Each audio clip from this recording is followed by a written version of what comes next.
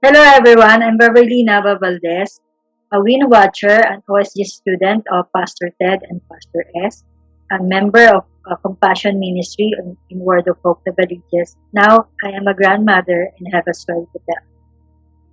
Let me start with this verse, Acts 20:24. However, I consider my life worth nothing to me. My only aim is to finish the race and complete the task the Lord Jesus has given me, the task of testifying to the good of God's grace. My testimony is about my first apo, Jackson Elise. It was early in the morning of September 10 when my son Johannes messaged us in our family group chat that my apo Jax has a fever and told us that they will bring her to her pediatrician. Upon checkup, the pediatrician suspected that the cause of the fever is an infection and is probably sepsis. So the pediatrician advised them to bring Jackson to the hospital to do blood tests and other procedure to determine what really caused the sudden onset of the fever. At if it's possible na ma-admit din sa hospital, kaya umuwi muna sila to get some things. By then, nag-post na ho ako sa LGI prayer wall asking for prayers. Medyo worried na ho ako that time because as far as I know, sepsis is bad condition for baby. Madami naman agad nag-comment ng prayers and the usual na ginagawa ko ho when I ask prayers, binabasa ko ho aloud while laying hands sa picture ng apo ko o kung sino man pinagpipray ko and replied amen to every prayers and then start declaring my own prayers. I remembered na sinabi ito ni Pastor Mina and Abby na they are doing this pag may sakit sila, believing and agreeing with others in prayer. When they arrived in ER, Jackson was attended by junior pediatrician. Her oxygen level was okay. Temperature subsided to 37.2. Clear lungs, so hindi na nag-x-ray and di rin ho nag-blood test. Because sabi ng pedia, it was too early to detect what bacteria or infection she has because wala pang 24 hours na may fever si Jax. At bumababa naman po at masigla pa yung apo ko. So the pedia let them go home that night, prescribe oral antibiotics and paracetamol, and advise them to come back if fever gets high again, if any other problems come up. Pagka-uwi nila, nag-praise report na ako at sa prayer wall and had asked continuous prayer for complete healing. Medyo nakatulog ako at iniisip ko na sana lagnat laki lang and rebuking any bad thoughts kasi ako ho, hate ko yung nilalagnat yung mga anak ko nung baby pa sila o nung bata pa sila nang walang dahilan. But when I woke up in the morning, may message yung anak ko that they brought back my apo sa ER nung madaling araw because of breathing difficulties and her temperature ay taas pa ba. Jackson was under observation. Nakailang blood extraction, nakita sa blood na may infection and mild pneumonia. She was also referred to a neonatal specialist and nagpa-test ulit ito to identify the exact bacteria na nag-infect. By that time, I was really worried at nag-iiyak na ako because my apo was just only 1.5 months old and she already undergone these things. Her antibiotic and paracetamol was given through dextrose and she needed it because hindi niya may digest yung milk niya. Sinusukan niya at yung iba na stuck sa stomach niya kaya nahirapan siyang huminga. Kaya inaspirate pa ito to get the milk from her stomach na ayaw umaba o ayaw ma-digest. She somehow felt better and her breathing was okay then. But in return, may nilagay na small tube sa lalamunan niya. Pero tapos hindi pa rin siya pwedeng mag-milk. Even though her oxygen was normal, she had oxygen mask and an apparatus to monitor her oxygen and breathing. Lalo ako nag-iiyak kasi hindi ko man siya nakikita knowing lahat ng ginawa at kung ano-ano nakakabit sa kanya. I was really hurting. And lalo na her parents seeing her going through all of this. Napakasakit sa isang magulang yun, di ba? Di lang si Jackson yung inaalala ko, triple na yung worry and hurt na nararamdaman ko kasi I have to think of my son and my daughters in those situations. Kaya sa group chat namin, I kept on sending verses of healing and faith and kept keep on reminding my family to pray without ceasing. So when the result came out, it was confirmed by the neonatal specialist that it was severe sepsis with pneumonia and waiting pa kung anong klaseng bacteria so the doctor can prescribe the proper antibiotics. Jackson was also tested negative in her antigen test, which is not completely accurate daw po. So she has to be PCR swab test to make sure na ma-ruled out na may COVID siya. Then yung update sa group chat namin, parang tumatagal, ang tagal ng update, which lalong nagpadagdag ng worries ko. Kung pwede lang nang lumipad ako papunta ng Laguna, I will do. Pero di rin naman ako pwedeng pumasok sa hospital to be with my apo. So pray lang ako ng pray, and then biglang nag-post yung daughter-in-law ko na need ng blood donor. So nag-ask ako sa group chat namin kung kanino yun, anong gagawin doon. Pero yung sagot napakatagal, kaya medyo nagka-tension na sa group chat namin kasi naiinis na ako na walang sumasagot sa kanila. Siguro with my worries and stress ko, parang naging defense mechanism ko na lang to na may nasasabi ko na hindi okay. But God reminded me na to calm down, to be more understanding and be patient. Kaya nag-sorry naman ako sa kanila and just patiently waited for the updates and make myself busy in prayers. But still, mas grabe pa rin ang pag-aalala ko. I cannot eat and I cannot sleep.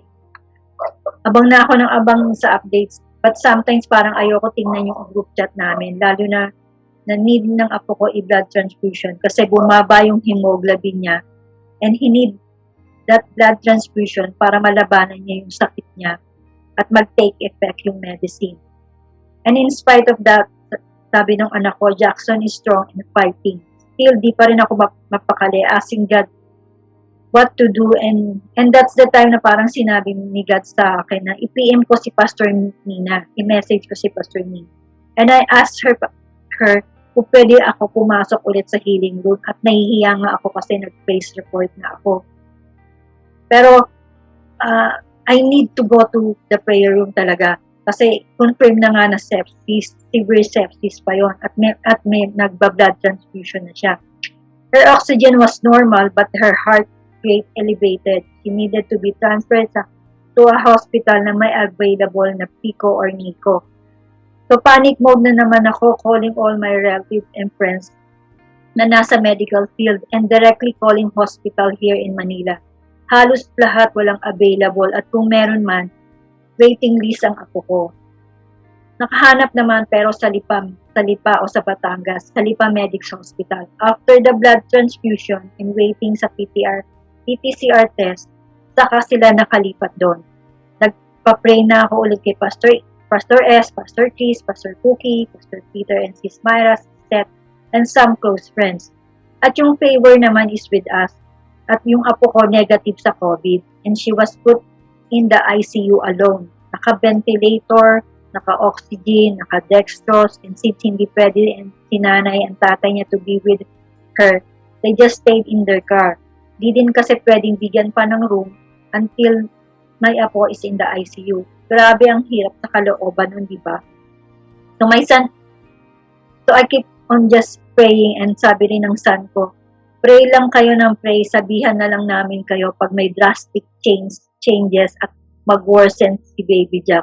Hearing this, I was super worried and crying in my prayer. I know mas may magagawa yung prayers ko at nagdidik yung mga declaration ko ng verses of healing kasi parang I'm talking face to face with God na di ba sabi mo you are the Jehovah Rapha, you are the God that heals, that performs miracle, and Lord bayad na to with the blood of Jesus. Sasayangin mo ba ito? Hahayaan mo bang manalo yung kalaban? And asking him, what should I do na ba talaga? I'm questioning myself kung okay ba yung faith ko. Is it enough ba yung faith ko? At parang napapagod na ako, nahihirapan na. And then parang sinagot niya ulit ako na i-PM mo ulit si Pastor Mina. So I did forward the messages of my son and told her to please pray for my apo at nahihirapan na ako. And she replied, yes, Beb. There is power in Jesus' name. Just keep saying, in Jesus' name, you will live, you will not die. Over and over again. I am saying it now. Sabayan mo ako. And then sabi niya pa, assign believers to say this 100 times. If you get 24 of that, 24 hours. That's 2 minutes each.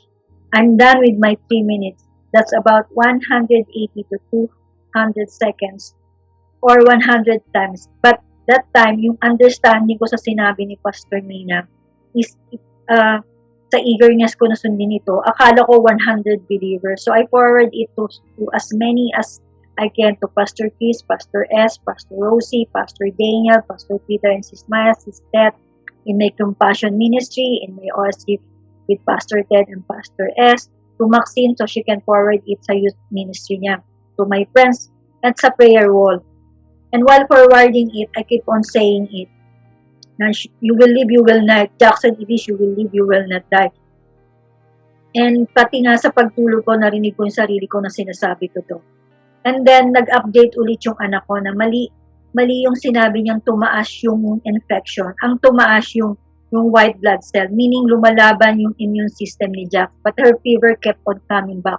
So, tinaasan yung antibiotics. And when her neonatal specialist had her round, she told them na don't worry because Jack is just doing fine.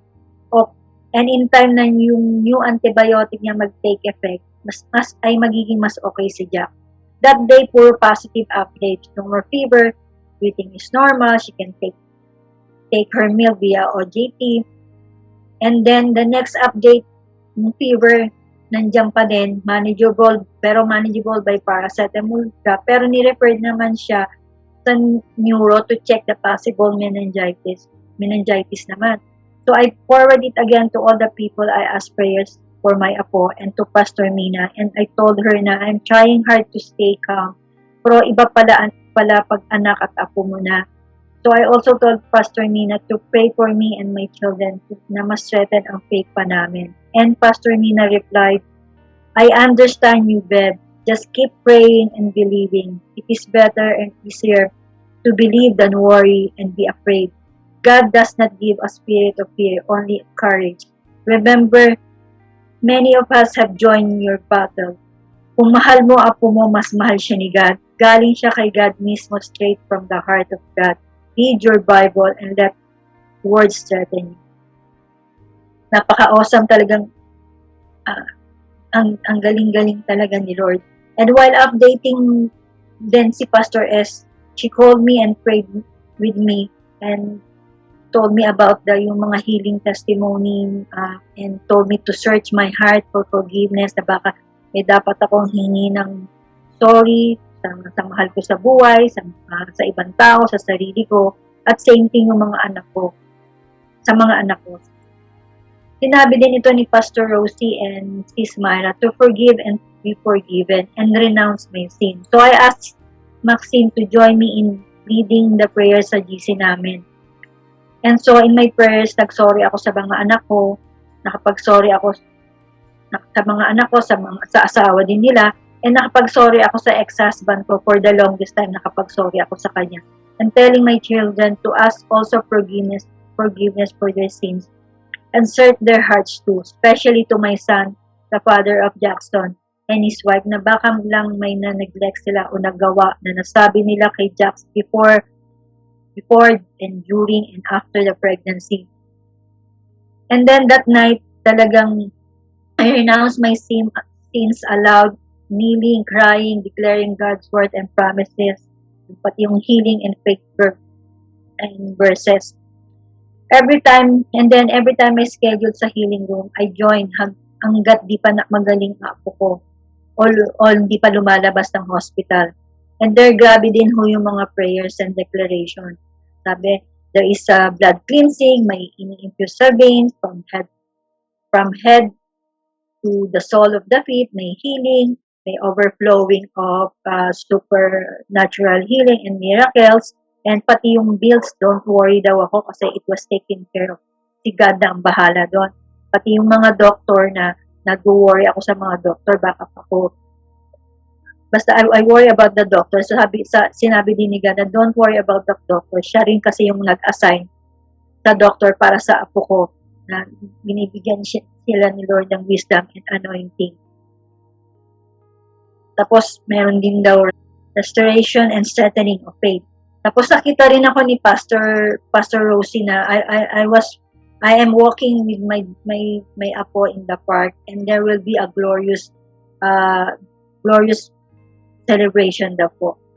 And while I am standing in the gap for my apo, and the prayers and the declaration and the level of case are pouring in, yung updates paganda ng paganda. Okay na pati yung pagdudumi na. She can take 2 ml of milk every 2 hours. Rashes subsided. Breathing is more normal. And she is not in ventilator anymore. Oxygen na lang po. Her fever hindi na buong araw, and the ultrasound result sa brain niya is negative from meningitis. And she will be out sa ICU. Even yung swab test ng mga anak ko, negative, so they can be with Jackson in a private room. Sinanay niya while waiting for a room, pinakit na sa ICU para magpa-breastfeed kay Jackson.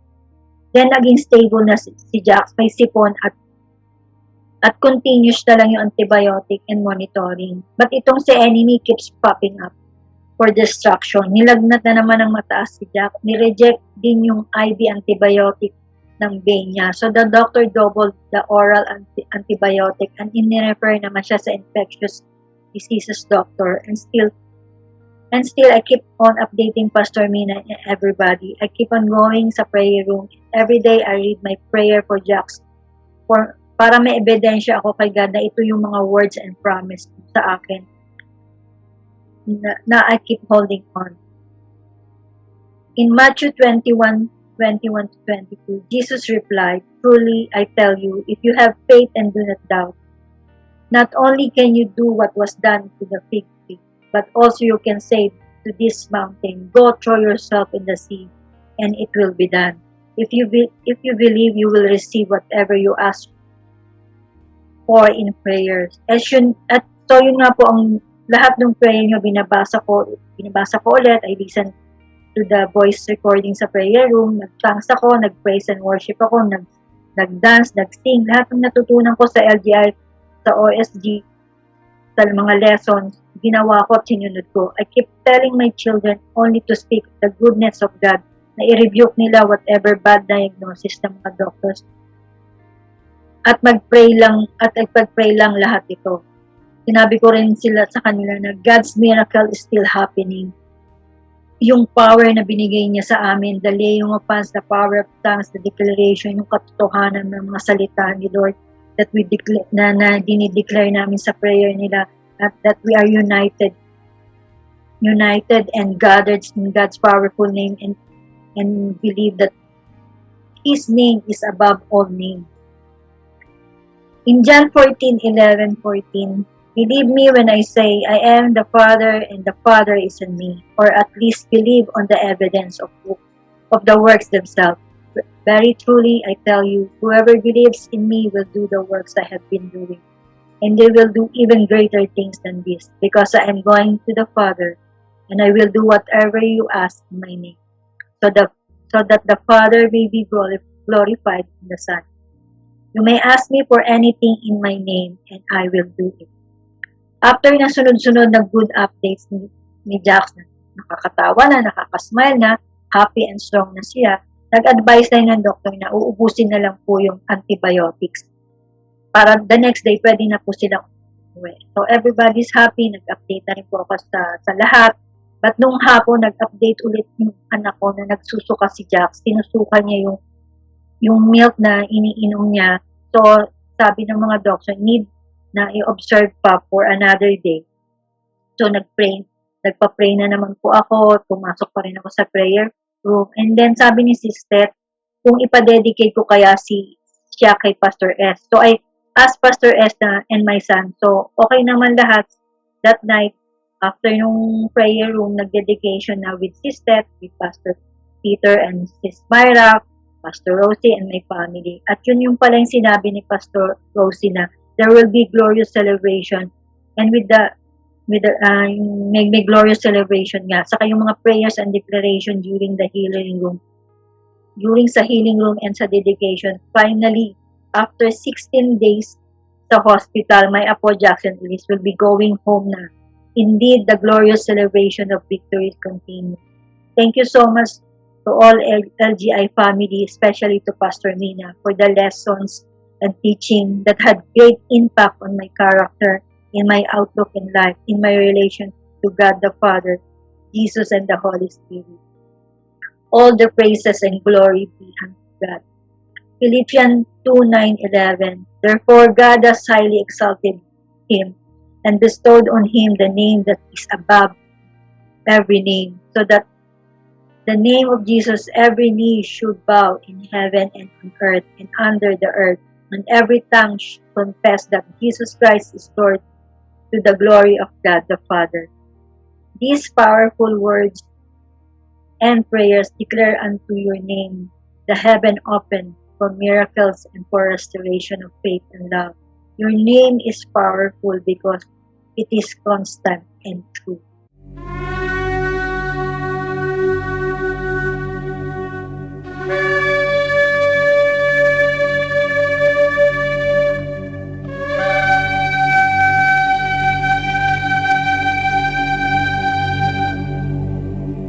יברכך אדוני וישמרך. יאר אדוני פניו אליך ויחונקה. יישא אדוני פניו אליך וישם לך שלום. The Lord bless you and keep you. The Lord make his face shine upon you and be gracious to you. The Lord lift up his countenance upon you and give you peace.